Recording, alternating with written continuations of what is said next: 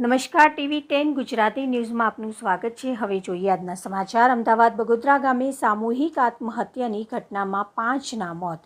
અમદાવાદ જિલ્લાના બગોદરા ગામે bus station નજીક આવેલી એક ઓરડીમાં સામૂહિક આત્મહત્યાની હૃદયદ્રાવક ઘટના બની છે, જેમાં 5 વ્યક્તિઓના મોત નીપજ્યા છે। મૃતક પરિવાર મૂળ ધોળકાના વતની હતા અને હાલ બગોદરા ગામે ભાડાના મકાનમાં રહેતા હતા। પરિવારનો મુખ્ય વ્યવસાય રિક્ષા ચલાવીને ગુજરાન ચલાવવાનો હતો। આ પરિવારમાં પતિ પત્ની, 2 દીકરીઓ અને 1 દીકરો સામેલ હતા। અગમ્ય કારણસર આ પરિવારે રાત્રિના સમયે ઝેરી દવા ગટગટાવી લેતા તમામના ઘટના સ્થળે જ મોત નીપજ્યા। ઘટનાની જાણ થતાં બગોદરા પોલીસ અને 108 ઇમરજન્સી સેવા તાત્કાલિક ઘટના સ્થળે પહોંચી।